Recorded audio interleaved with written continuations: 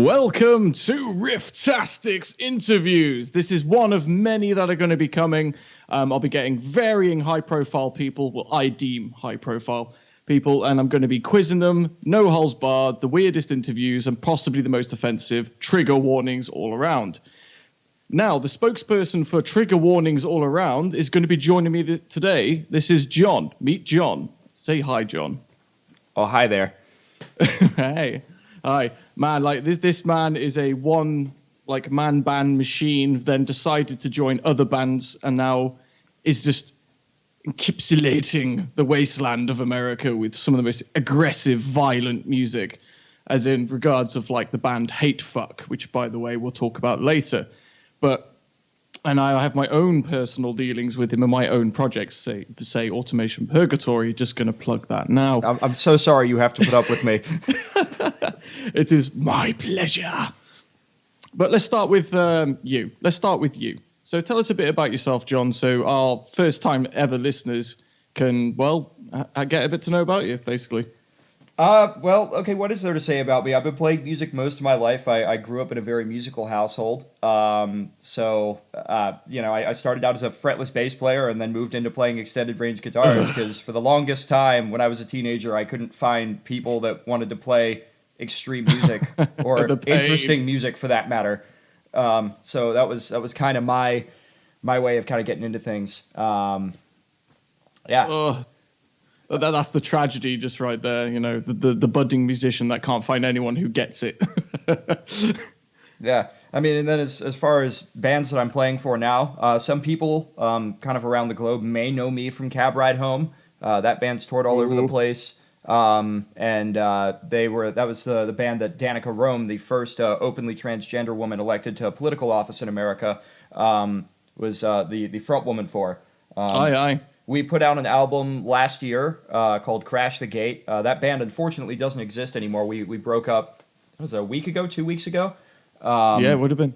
Yeah, but I mean, we had some great times. I had some of the best times of my life in that band, and absolutely had a blast touring with them and playing with them. The record was a little bit of a headache, and I don't think it really turned out the way any of us really wanted it to, but it's out there, and for people that want to hear it, we certainly appreciate you listening. They also have an older back catalog of material. They've got To the Top and The Intoxicated Massacre, which were both done prior to my time in the band. There's some decent stuff on there as well. I really liked all the stuff on To the Top, and that's what made me want to join them. That, and I'd known a couple of the guys in the band for years, so it was nice to play with friends. Another band that people might know me from is the band Gloom. They're based Gloom. They're based out of Washington D.C. They just got signed to E1 and Life's Blood. They also had a very successful independent EP. They got a lot of press from like Metal Sucks and whatnot. They came out kind of around the same time that like Primitive Man and Sludge were starting to do their thing. It was cool to play with Gloom. It was a pretty short-lived thing. I was just kind of their live guitar player for a good chunk of 2016, and then took my leave right at the end of December of that year. But we did some cool things, and I really loved their music. So it was definitely fun to do that.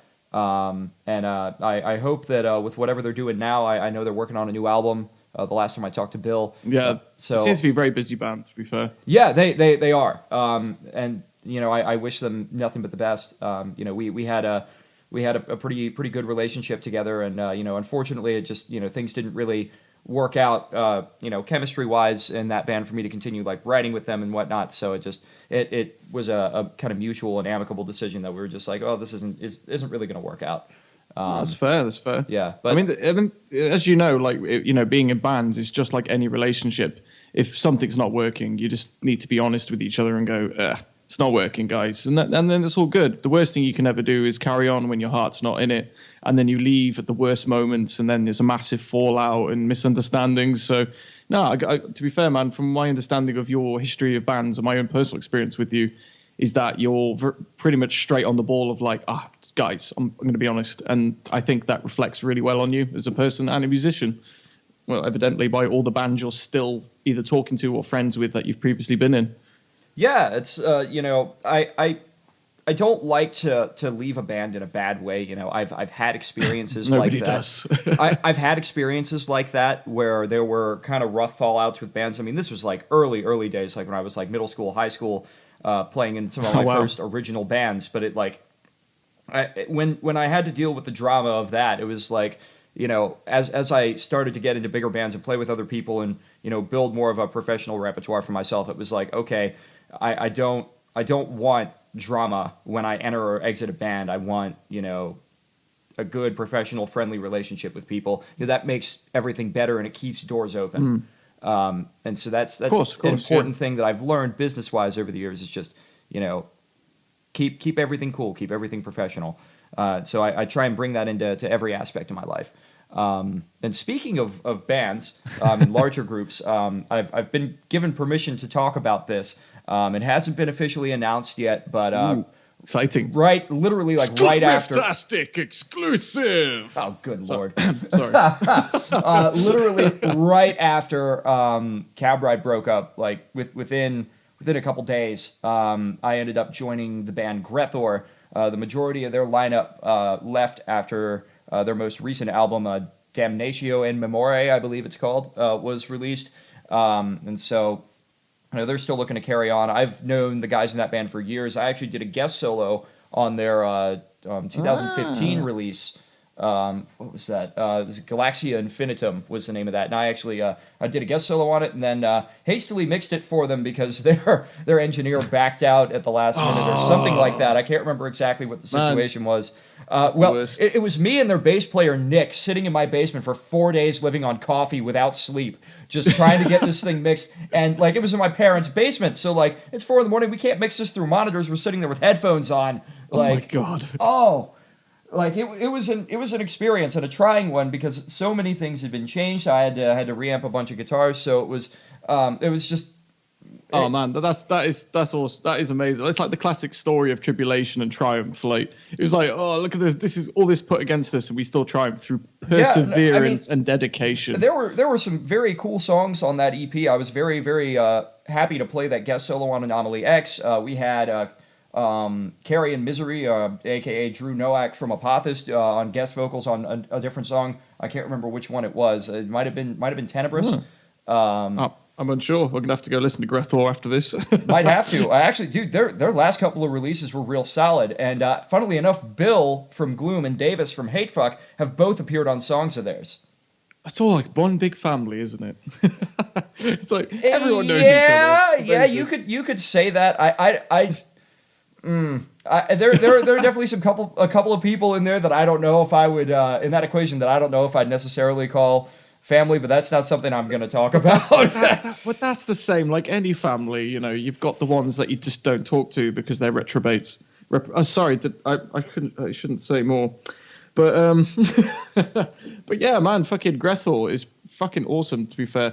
I mean, they're a black death metal band, aren't they? I'm pretty sure I've heard some of their stuff in the past. Yeah, so they are. They like to be a little bit experimental, and Nick in particular is a very, very big fan of like a lot of atmospheric black metal, a lot of weirder music, a lot of more out there progressive stuff. It's funny. Nick and I have played in a couple different projects together before, and you know we kind of clashed on some things writing wise. But I think as we've both grown as musicians, it's going to be a really interesting mix when we start getting down to writing. I'm really excited to be working with him again. Marcus, I've also worked with before. It's a project that I've talked about with some people, but it's not something we've released any of the material from yet. But it's me and Marcus is on vocals. I'm doing the majority of the music, and we also have Kev Pearson from Sludge, who's been contributing some leads and some solos to things.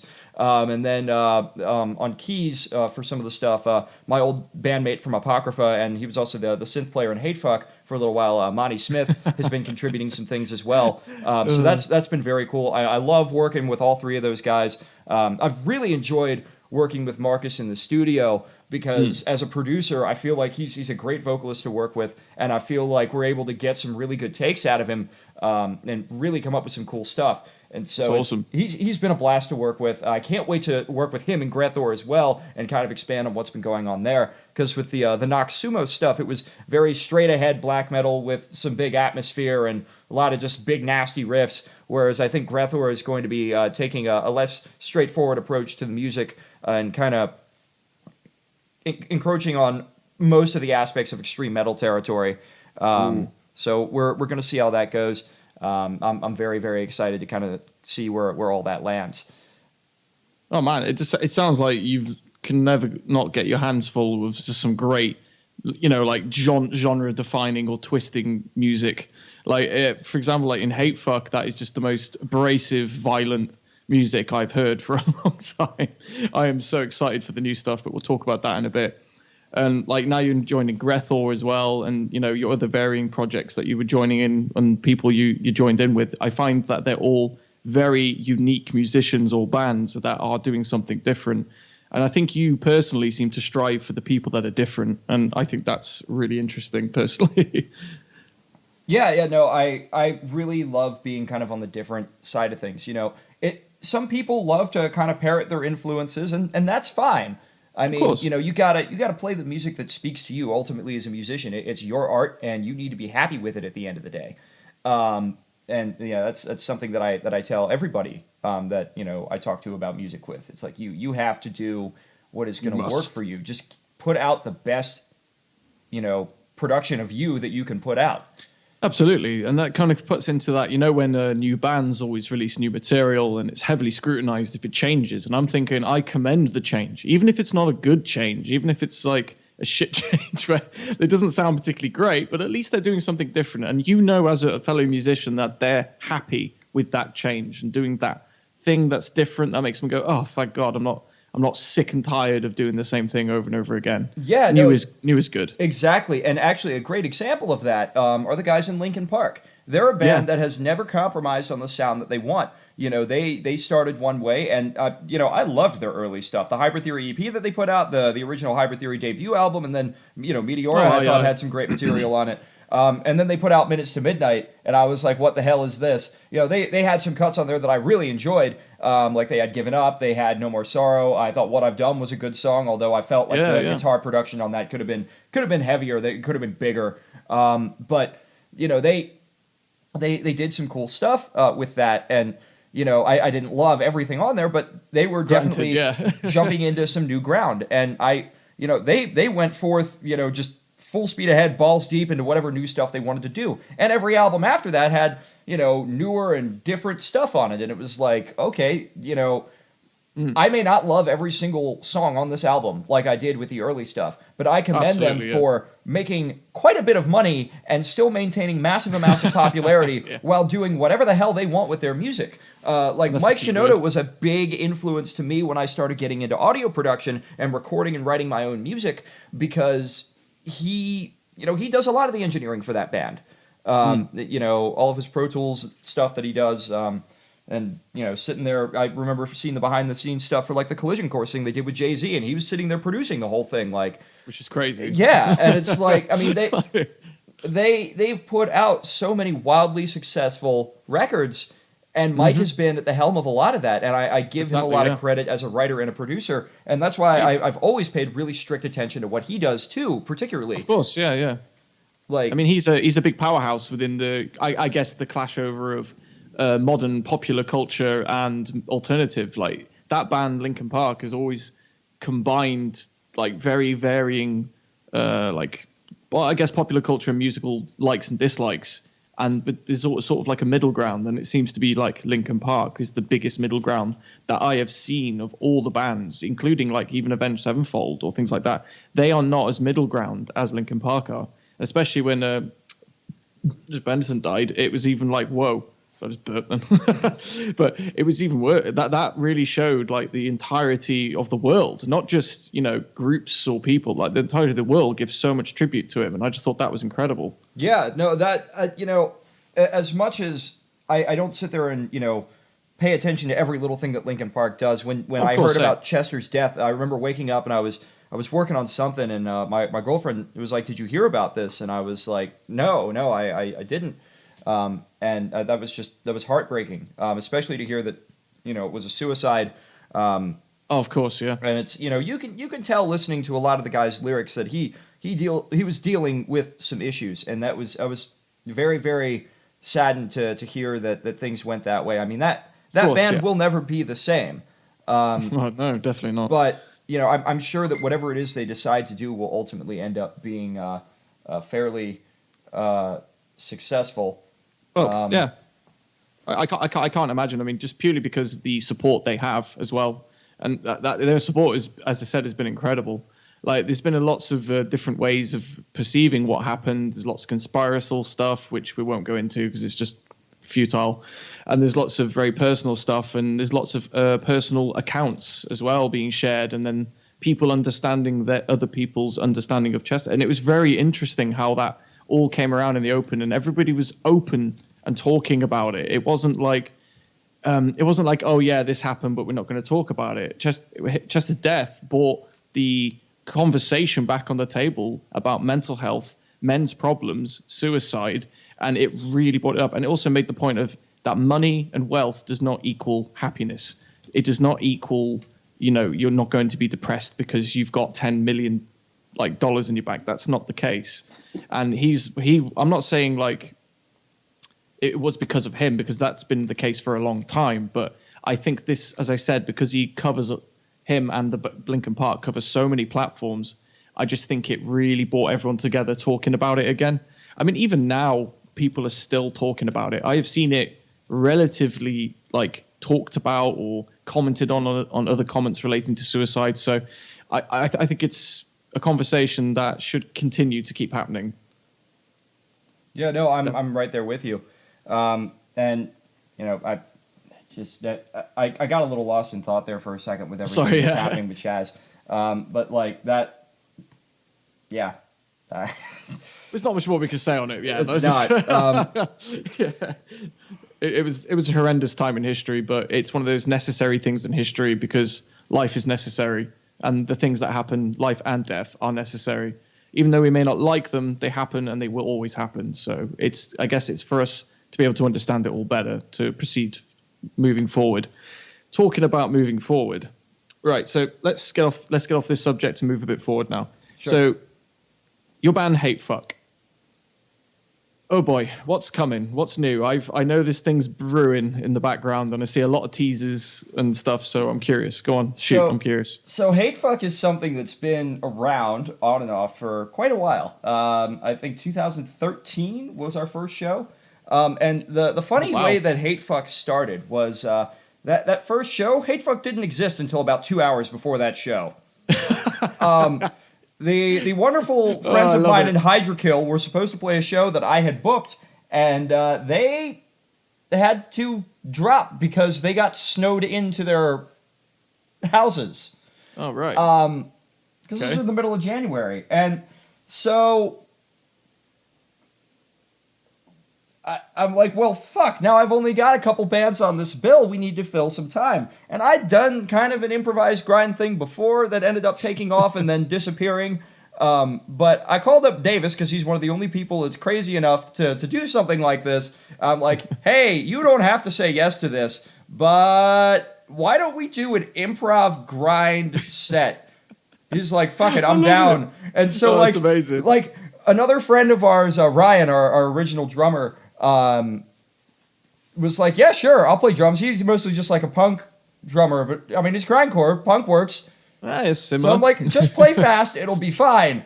And so he shows up, and then we're borrowing a bunch of gear from friends of ours because we were not prepared to do this show. And as we're there at the venue, the bass player from one of Davis's other bands, Reticle, Chris Duguay, who some people might know from Lord and Pain Tank, was also there. And we're just like, hey, we're doing this stupid thing. You want to play bass? And he's like, I have to learn anything? No.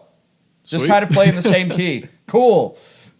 And so that happened, and that lineup did a few shows. And then Monty joined us for a while, and then he left after a couple shows because he was like, okay, I've had my fun with this, and I don't want to do this anymore. And none of us blamed him. And then my buddy Steven Thompson came on and did like synths and samples for us for a while. And then Ryan left. He got married, had a couple of kids, so he was kind of ready to put that behind him. And so we got Jacob. That's fair. Yeah, so we got Jacob from Cab Ride, and he was our drummer for the longest time.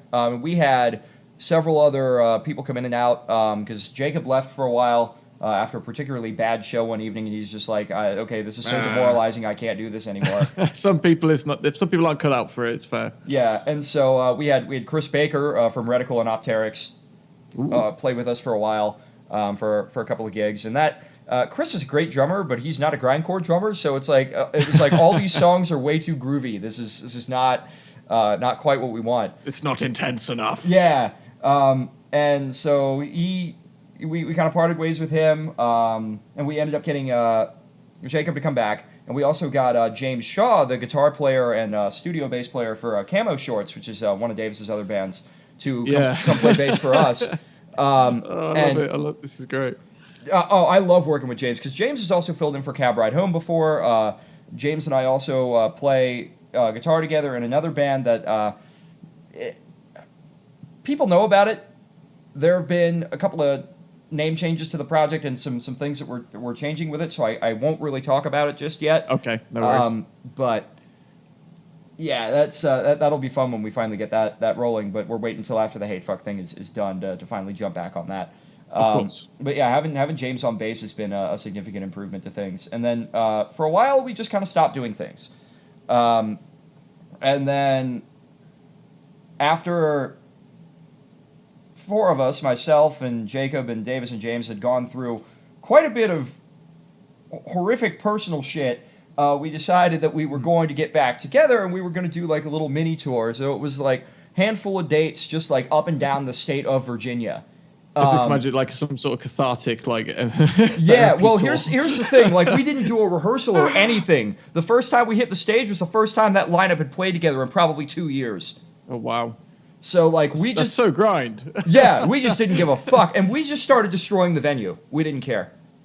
Wow. Like we literally just like started kicking things over. We started kicking each other, throwing things at each other. I started like smashing up Jake's kit with my guitar. That guitar didn't quite survive the tour. It's got all these like big gashes in the neck and like a couple big chunks of paint missing out of the headstock. My blood is like coagulated all inside the pickup cavities. So metal. Oh yeah. But that tour was affectionately dubbed the State Fuck because it was all in the state of Virginia. We released a single just prior to going on that tour, which you did the artwork and logo for, I did. Which was Fuck the Future. My first ever art endeavor. It was interesting. You know what? I loved it. I absolutely loved it. It was fine. It was fine. I did the job. I thought it was very appropriate considering the very bleak sound of the music and kind of the direction we were going in. And he destroyed everything. So yeah. I mean, and it... Yeah. So it worked out. And it's absolutely nuts. Yeah. Well, and so that song is ending up on the record. We actually re-recorded it for the album. So that's very exciting. It's got a couple of fun new things in there. I had to do it in a different tuning because the tuning that we used on this record was a dissonant tuning on this 7-string that I have. And so it's all kinds of fucked. Like trying to play like conventional guitar solos on that, trying to do a lot of the more conventional things with chords and whatnot is not the easiest thing. So imagine, yeah. As a result, though, we got some really nasty sounds out of that, and the influence behind that was the guys in Gloom, because we used a similar tuning for a few songs in that band, and then also Coma Cluster Void. They use an even crazier dissonant tuning on a 10-string guitar. And so John was a bit of a influence behind some of that. I really like his playing. Nice guy. I've talked to him a few times, and also someone that's definitely had some influence on some of my writing. So shout out to definitely, yeah, to John from Coma Cluster Void. I was going to say, and that brings back to my comment I made earlier. Like you're one big family, and I think that's reinforced by what you've just been telling me about Hatefuck and Camo Shorts, Cab Ride Home. Is that they're all kind of like helping each other out. I think that's quite interesting. Yeah, no, it definitely is. I've just kind of through networking, through the internet, through hanging out with different people and whatnot, I've met a lot of cool folks. And, ultimately, that led up to what I personally consider my greatest musical achievement, which was being able to do a guest solo for Sludge, because they're my favorite band of all time. I love those guys. Like, without Sludge and without the influence that Matt and Kev have had, both musically and just through talking with them on my playing and my listening habits, bands like HATEFUCK, me joining Grethor, the stuff that we're doing with Automation Purgatory even would not be possible without those guys. And crazy, man. Matt in particular got me onto a lot of the really nasty bands on the sludge metal side of the spectrum. He got me into Primitive Man, who I've since gotten a chance to get to know. I was actually just hanging out with them last night at Atlas Brewworks. Chris from Cabride and I went out to that show. And I'm actually sitting here drinking something from Atlas right now. The guys at Atlas took very good care of us. So shout out to Atlas Brewworks in DC. I'm currently drinking their Dance of Days Pale Ale, which is quite tasty. Dance of Days? Yes. That's amazing. Man, honestly, that's amazing. Like a brewery, a gig in a brewery. Am I misunderstanding that? You are not misunderstanding it. And you know what's? I didn't realize this, but I love it. That's amazing. I've played at Atlas before when I was in Gloom, and I didn't realize this. Yeah. But my favorite distillery, Joseph Magnus Bourbon, is right above them.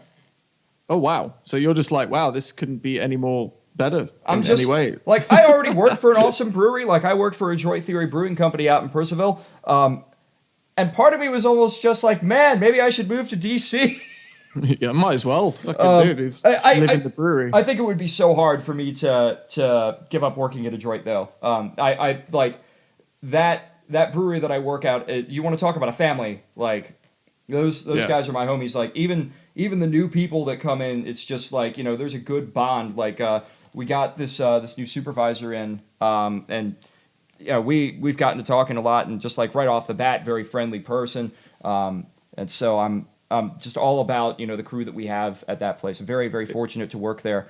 And I regularly sounds awesome. I regularly torment my friends in Angel Maker, and you for that matter, by sending everyone pictures of some of the new stuff that we're working on, and like new beers that we've released, and so it's.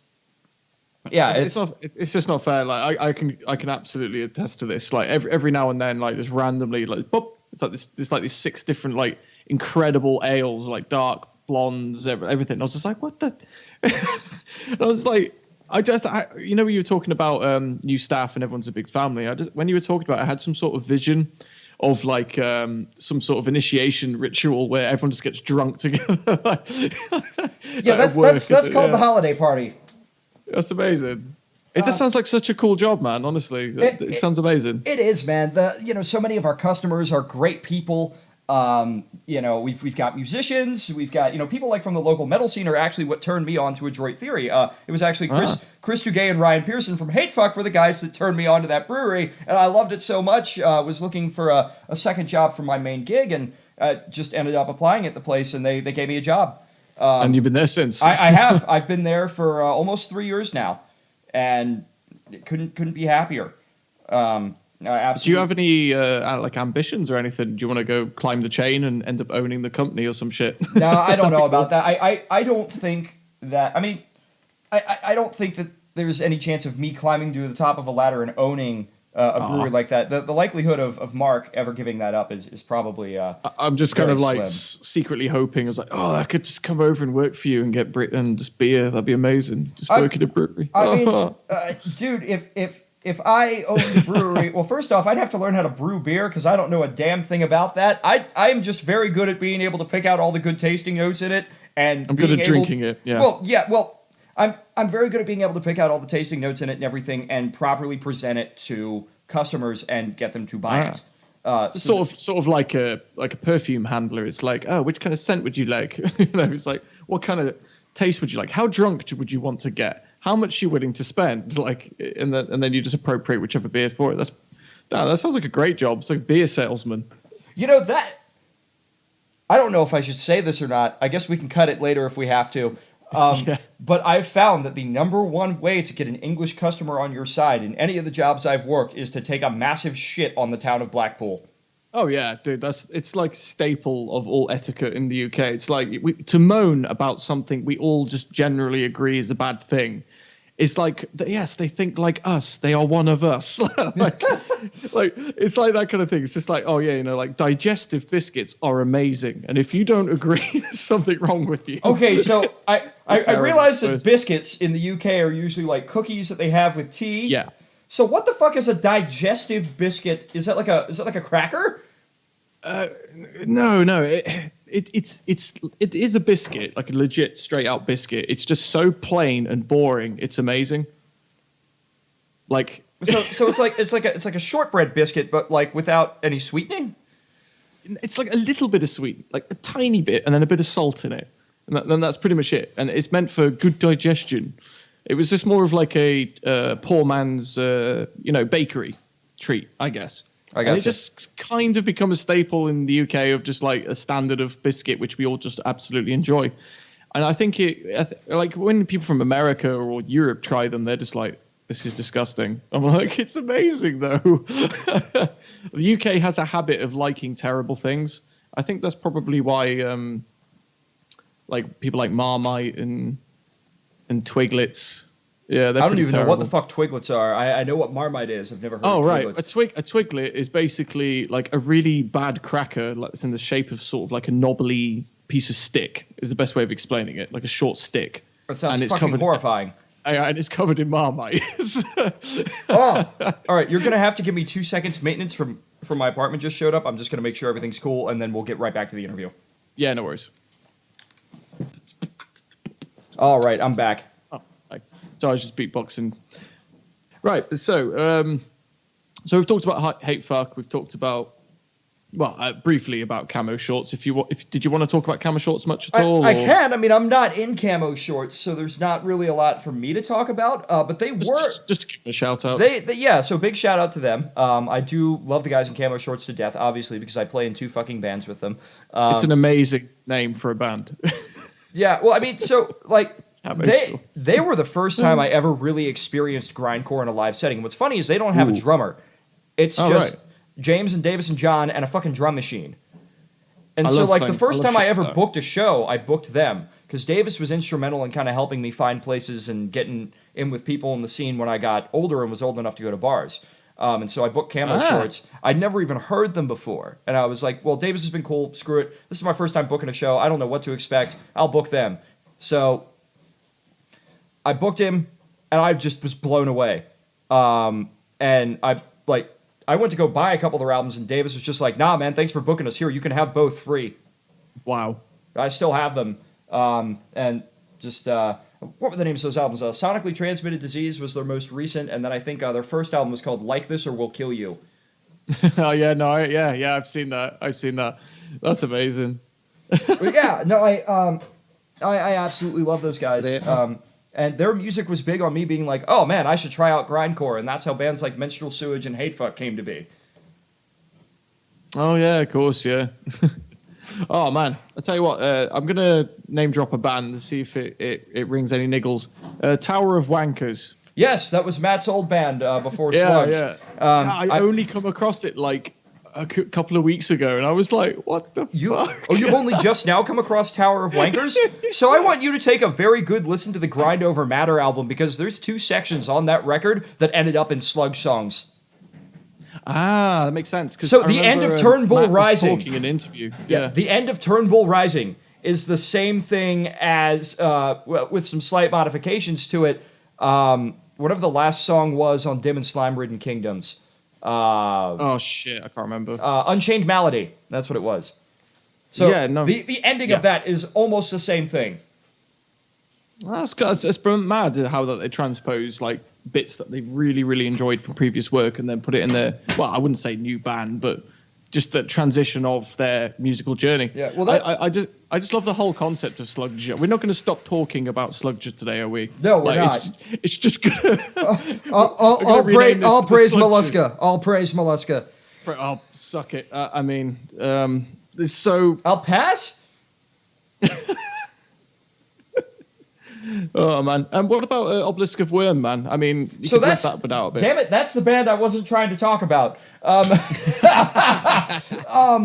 So we that can move that on. band is actually undergoing some reconstruction. So it's still Davis, James, and I. Jacob was playing drums for us for a little while. Unfortunately, things didn't really work with that. So it just happens. It was mostly just kind of scheduling and timing differences because Jacob and I also work for the same company, and we're both managers at that store. So it makes things difficult, and that was also one of the scheduling conflicts that came up with Cab Ride, and kind of why things kind of ended. Makes sense. That makes sense. Yeah, it's unfortunate because I really do miss working with Jacob, and it sucks because right now we're not in any bands together. And Jacob is one of my best friends on the planet, so it's like not being able to play with him on a consistent basis is really it makes me quite sad. I just had this like sort of Disney image in my head of like you both on different balconies, just like reaching out with song playing, just like I wouldn't say it's quite like that, but you just ruined my like happy illusions. this is life, man. Happiness doesn't exist. Oh man, just wait till you hear the new Hatefuck album. Just fucking wait. I can't wait, man. Honestly, that's one of the biggest reasons I'm interviewing you today is because of that. Like, because I've been excited about all the build-up and all the hype. We keep talking about everything but that. Yeah, it happens. I digress. We both do. When is the new Hatefuck coming out exactly? So the new Hatefuck is so it's still being worked on. It was supposed to come out in January, then we had a bunch of delays. Davis and James both got really caught up with some things in their personal life. James's mom died. He had a lot of stuff to deal with that. Brother and sister. Davis had some stuff that came up with work. So it all got very complicated. And so, I had finished the majority of my writing for everything, and I just told the guys, get on it when you can. And then as soon as James started recording his bass parts for the album, his whole fucking studio just fucking collapsed on him. Like, everything stopped working. So he bought a new bass, new stuff for his studio, new software, new everything. And, he's now been getting all of his bass parts, like, just knocked out one after the other. He's been doing some synth stuff for the album, too. So it's just like, oh, yeah, no, dude, this is no holds barred, like, we're not just a grindcore band anymore. Like, it's whatever it is. It's whatever. There's a lot of it very deeply rooted in that kind of a Null Nithrak meets Napalm Death kind of grindcore thing. Oh, yeah. But, like Tower of Wankers is a big influence on some of the stuff. You'll definitely hear that. Thought Reform, another one of Matt's bands, is a very big influence on that. Vermin Womb was another huge influence that came through. And then, of course, I was doing all the really dissonant stuff with tunings and whatnot. So it's just everything that has happened during the course of this album and just making everything work has been so cool. Man, dude, like I'm excited. I'm just excited. Well, because I personally know of your musical endeavors, so I know exactly your sort of your ways of just completely pushing the convention and just going mental. Just like, fuck it, this is the thing, we're doing it. We're just going to keep going with it. It's like most people would probably go, nah, I haven't got any confidence in it. I just love how you go, no, fuck it, let's just do it. And like you put your all into that as well. Like you put so much effort into it, and I absolutely find that so commendable. But which is really funny because Hatefuck was never supposed to be a band that had any effort involved in it at all. Like, I know, right? Even when we put out like our very first EP of songs way back in 2013, the Brutal Swag EP, like that was no effort whatsoever. I did it in like a week, and it was like 4 songs. It came up to about 2 minutes and some change. Oh wow! Yeah, and what's really funny is like we were supposed to re-record the song "Ballsy as Fuck" for the EP, but then when I like redid everything and sent Davis the thing, he's just like, nah, this sounds so different, and it's a much better song, so I'm going to write real lyrics to this. Oh, wow. So it was like, okay, we're going to have to put effort in now. Okay. I mean, I put effort into making it sound nasty and fucking crazy, but then, I was just thinking, like, okay, well, nothing's more disgusting and nihilistic than a song about your balls sticking to your legs all day. I know, that's the worst thing in the world. And all the female listeners, you have no idea. You don't. You don't. Especially the worst is right especially when you're wearing I wouldn't say tight trousers, but relatively kind of tightish, kind of like straight jeans, and then it gets stuck, and then you get a tie, and your underwear twists and ties and then you got your testicle stuck to your leg. that is hell, especially when you're walking around trying to undo it without looking like you're playing with yourself. It's fucking impossible, man. Like sometimes it's better to just show what you're doing, but then you get arrested. So literally the lyrics to that song were originally ballsy as fuck. They're always sweating and sticking to my legs. My ball sweat can drown a biblical proportion. That's right. I'm ballsy as fuck you. Well, I just love the ballsy of fuck you. Biblical proportional sweat coming out of secreting out of your sack. That to me, it was just like, man, this is such a relatable song. It is. All the men will be like, oh fuck yeah, right? And maybe some women. So I'm almost vaguely disappointed that those lyrics are not ending up on this album in the form of that song. I still have the vocals, and like I synced the original vocals to the song. So if you want to hear it that way, I'll send it to you. Oh man, that would be a pleasure. I will send it to you and let you hear that. It's fucking stupid. But actually, in the song, in the intro, there's going to be a sample of those original vocals. Sweet. You won't be able to tell that it's that because Davis originally did this stutter track. For that song, and so I took that and covered it in a bunch of oscillators and weird modulators and made it sound like a synthesizer. But it's there.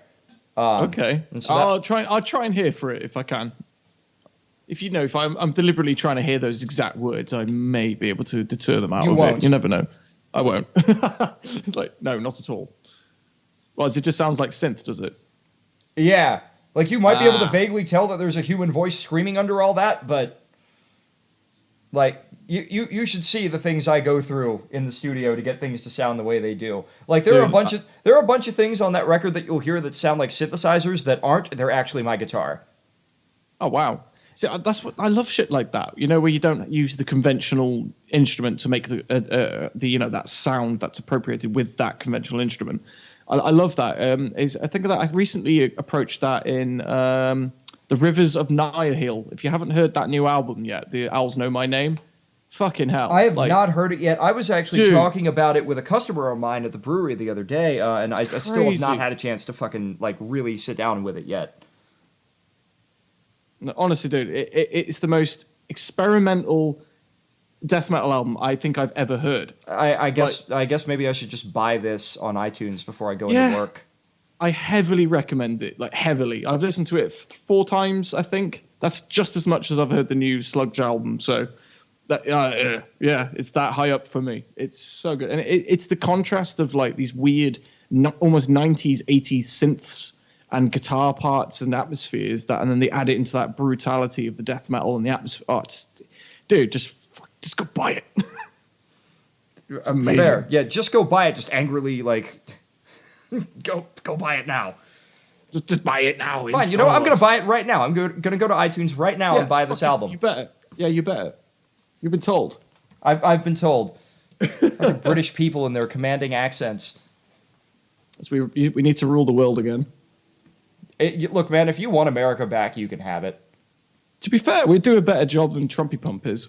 But yeah, so man, I'm just going to talk a little bit about Rifftastic as well and what's coming up in the future. Just before because I want to wrap up the interview quite soonish because I think we've been divulging him on a bit too long. Just for you to know, because I don't think I've really talked to you about it too much either. So Rifftastic is a no bullshit, just music, just reviews, just underground. Obviously not just underground, but mostly bands that aren't signed, mostly bands that people don't know. Giving people that I think and the other members of Rifftastic to the highlight and give them that spotlight which they deserve, which other magazines and other media outlets just don't. And I don't know why. It's bewildering. When Sludge released their new fucking album, I saw it nowhere, apart from Toilet of Hell, Metal Sucks. Yeah. I think Decibel got on them. Yeah, but that was because of what's that review podcast that I forgot what it's called now. Toilet of Hell. No. Banger. That's the one. Banger. I don't know that one. Yeah, Banger Reviews. Check them out. Really, really cool guys. I watch them a lot. I'm kind of hoping sort of not copy them, but sort of, take inspiration from them and bring that sort of personality into the personal their own personal experiences, because it's a really good place to find good music and new music as well, because they do a bit of everything. It's not just the mainstream. But yeah, so yeah, Rifftastic is going to be growing. It's going to get bigger. I'm hopefully get more people on board. It's starting off small. I'm doing lots of reviews. The website's now up. You can find us at Rifftastic at Wix. It's it's a bit of a weird one. So yeah, so it's Wix and then Rifftastic. You can't not find it. You can find us on Facebook as well with all the appropriate things. We will be on Twitter soon as well. I'll be organising that tonight actually before I go out. But yeah, man. Is there anything else you want to add in before I start to close this up? Yeah, buy all my albums. Support the scene. I mean, I'm not necessarily a part of everybody's scene, so there's that. I disagree. But for real though, anyone that bothers to listen to our material or buy our material, I really appreciate it. Your support is always appreciated. Right now, you can find the Hatefucks single, "Fuck the Future" on Bandcamp, iTunes. Definitely listen to it. You can find it on YouTube, Spotify. We're there, and our album will be on those platforms as well. So if you go to hatefuck.bandcamp.com, you can find all the current Hatefuck releases. If you go to iTunes, "Fuck the Future" is up there. We also we have "Fuck the Future" on Spotify and on YouTube Music as well, so you can find us that way. And like I said, the new album "Omniphobic" is what that'll be called. Should be out late spring or early summer, hopefully. Excited. That'll be on there as well. I would really like to have this thing out by like July. That would be good, man. That would be nice.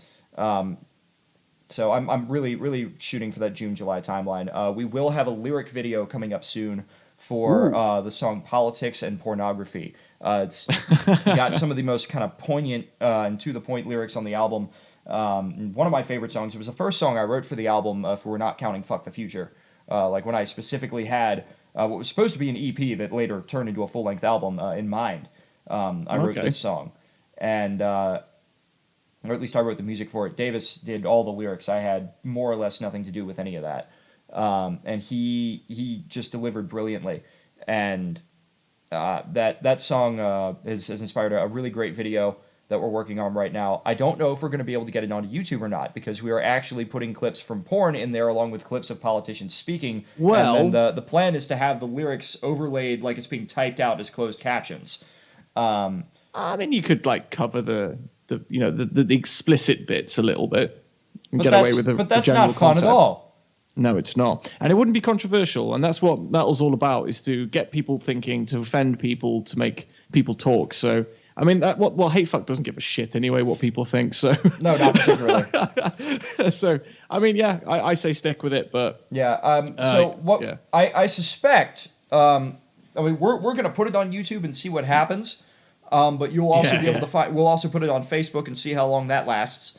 Let's just watch our page get deleted.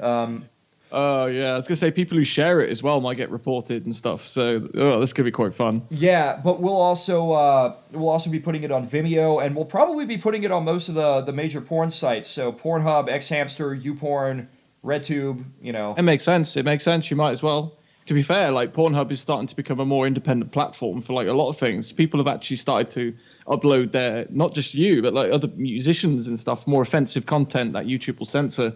It's a bit strange, but whatever. Like, I mean, gun activists are putting videos of them like palling around with their firearms on Pornhub now. So, gun porn is a thing. Yeah, like, that's crazy. We live in such a weird and unconventional time, but the problem is with restriction is that it breeds creativity. So, like, I can't wait to see what happens in regards to that. Oh, absolutely. That's mad. Then it'll be interesting to see what happens. I'm very excited for the release of Omniphobic. Davis James and I have put together some really, really crazy stuff. I mean, this for me, I think is some of the best songwriting I think I've ever done, and I think just some of the best collaborative process that I've ever had with any other musicians. Oh, that's exciting. And so it's really astounding to me, and I'm really happy that we got this to work out the way that it did. So cool. I hope that everyone else enjoys the record as much as we've enjoyed putting it together. If they don't, okay, who gives a fuck? At the end of the day, we made an album that we're happy with. So, that's the important thing. Also, as well, I was just about to say, in regards of your lyric video, I could upload it on the Rifftastic page. It's its own website, so it's not monetized. We would absolutely appreciate that, and I will certainly send it over to you. I could smack up a review as well, add the video into it, maybe embed it in. I don't know. We'll see. We'll see what happens. No, I'll get you a copy of the album for review if you want it. No problem. We're actually still going to be using your logo. So. Oh, that's exciting. Yeah. I mean, if you have, if you ever wanted an update or a change on it, let me know. Well, I'll talk to the guys and ask them. I mean, so far we've been very happy with that. And it definitely. I think it's perfect. Oh yeah, no, it makes a very powerful impression about what the band's all about. We don't even care about conventional logos. It's just like it's not squiggles. It's just like no, it's not squiggles. It's very legible. But like the saw blades and the dripping stuff that you did, like that was all very cool. And I think it gets the point across that Hatefuck is a very just in your face and no fucks given sort of band. Literally, like don't even care about your logo standards. I mean, don't even care about our instruments. I've literally ripped strings off James's bass on stage, fucking thrown my guitar all over the place. I'm still trying to break my ESP7 string. I haven't figured out how yet. Props. I'm rooting for you. Props to the guys at ESP Guitars. You guys have made something that I've yet to be able to break, and believe me, I've tried. That's impressive. Some sturdy shit. Yeah. Okay, right. So I guess we'll wrap this up. Yeah, absolutely, man. John, it's been an absolute pleasure having you on. I'll probably have you on again at some point in the future, talking about another band you're in. Another six band you're in. I'm sure. Or better yet, it'll turn around as someone else at Rifftastic interviewing both of us about Automation Purgatory. Yeah, I probably wouldn't mind getting somebody else maybe involved as well, do a sort of like three-way interview, or you can get somebody with you. That would be really cool. Or somebody else at the bands as well, because it'd be cool to have the other perspectives of the other band members. It's always good to get some good juicy stories as well from each other. Oh, of course. Well, we'll see what happens with things with Grethor as far as their that creative output goes. If we end up getting some new stuff out that I'm on, then I can see if the guys want to come in and we can all do an interview here. Or I can set up some mics and we'll get everything going. That'd be cool. Definitely.